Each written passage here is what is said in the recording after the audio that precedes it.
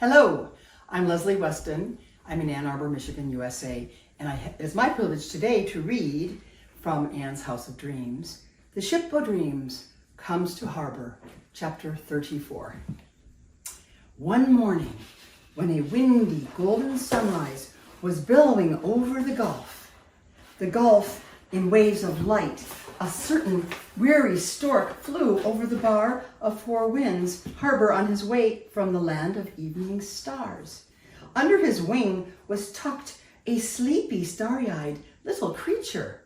The stork was tired, and he looked wistfully about him. He knew he was somewhere near his destination, but he could not yet see it.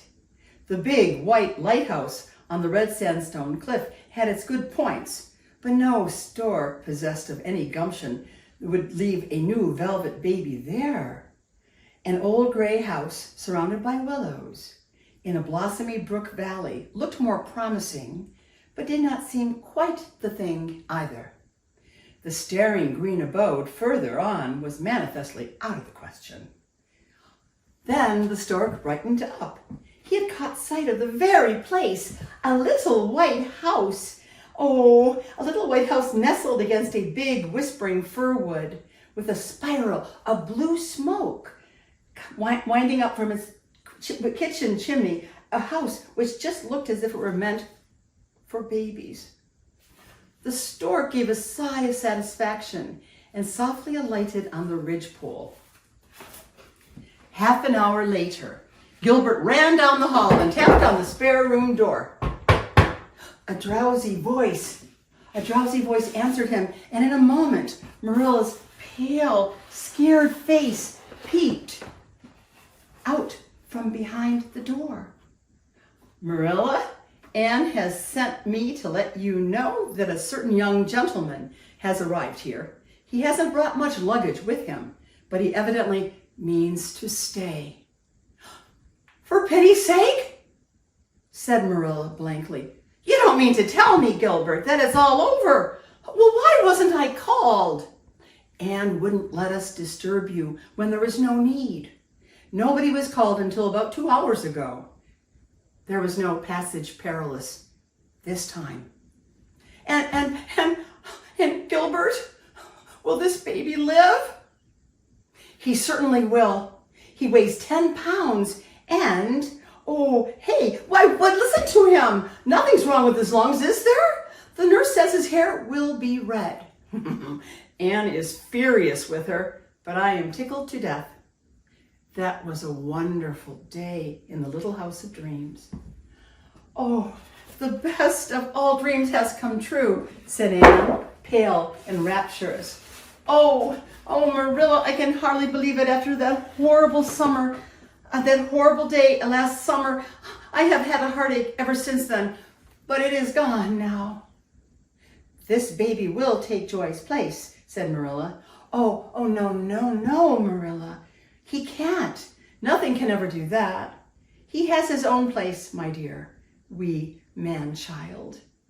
But little Joy has hers, and she always will have it. If she had lived, she would have been over a year old. She would be toddling around on her tiny feet and lisping a few words. Oh, I can see her so plainly, Marilla.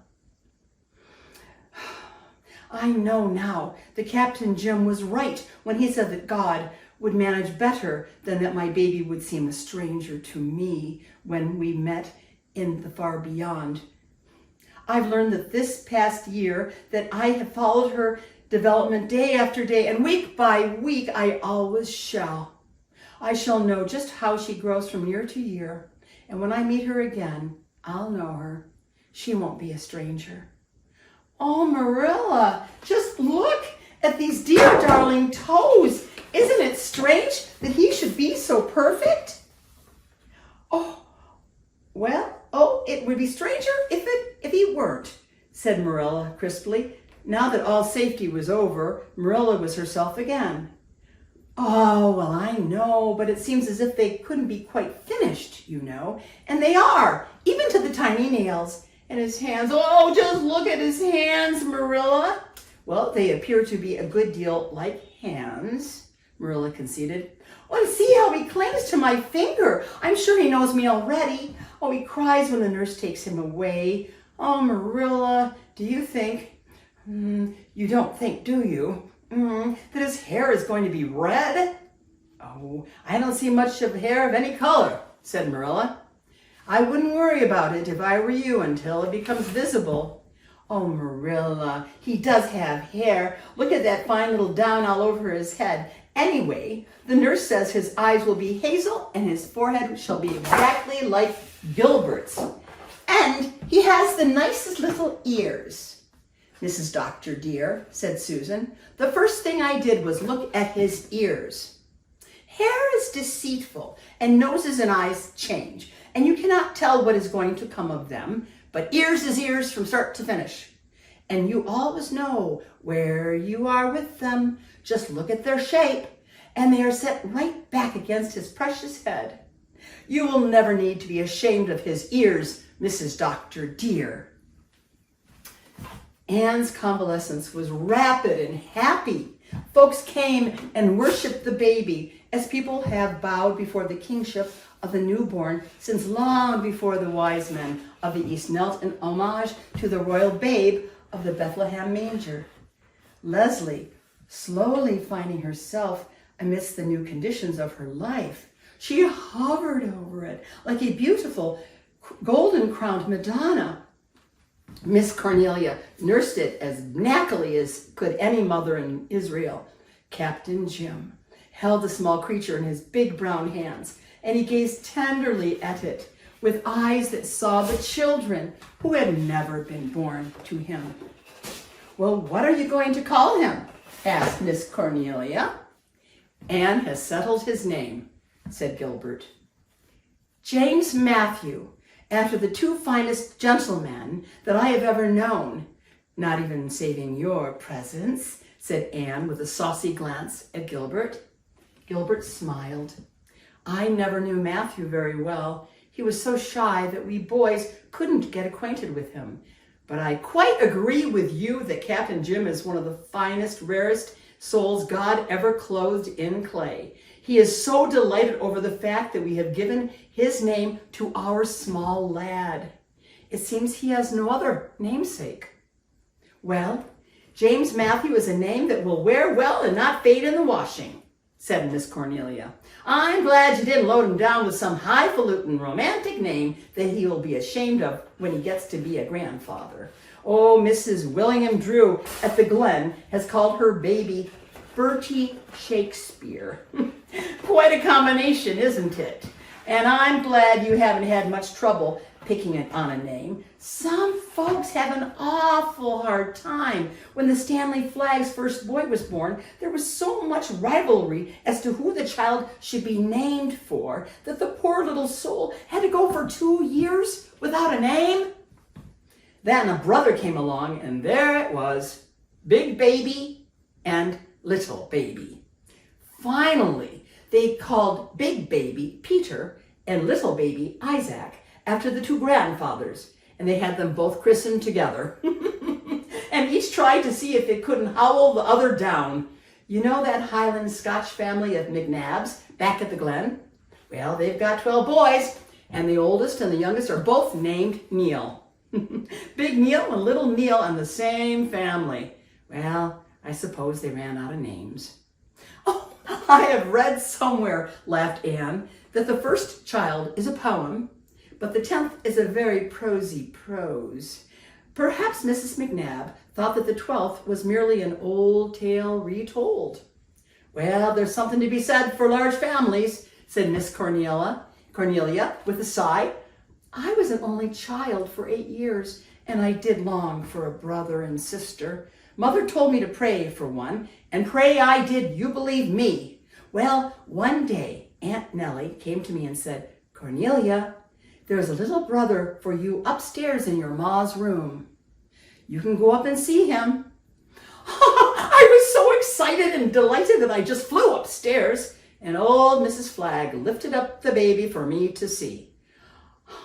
Lord, Annie, dearie, I was never so disappointed in my life. You see, I had been praying for a brother 2 years older than myself.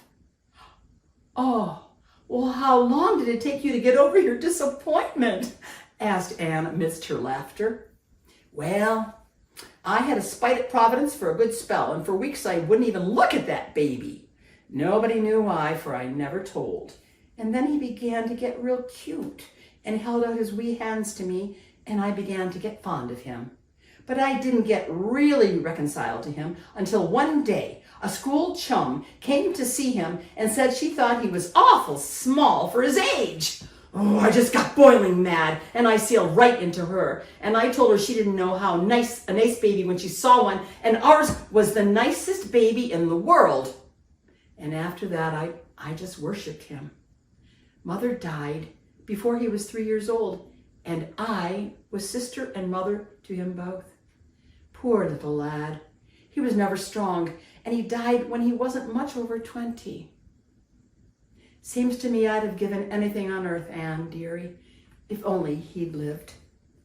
Miss Cornelia sighed. Gilbert had gone down, and Leslie, who had been crooning over the small James Matthew in the dormer window, laid him asleep in his basket, and she went on her way.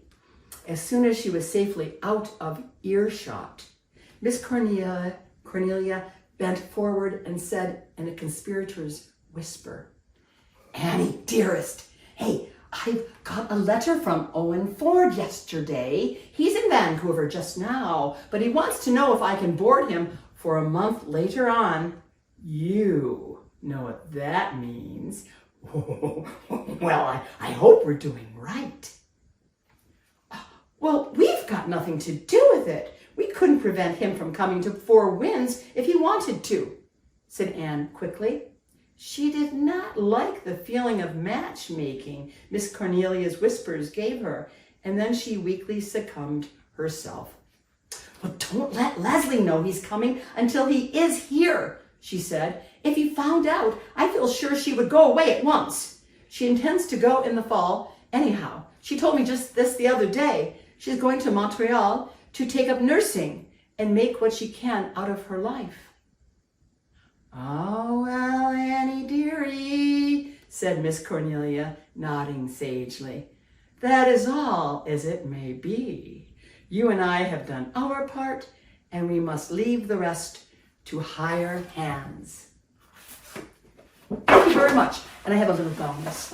Now, Lucy Maud Montgomery didn't really describe the city on any page, but I can well imagine that Anne and little James, Matthew, Jem, and Gilbert, they would be snuggling in the morning in bed. Thank you.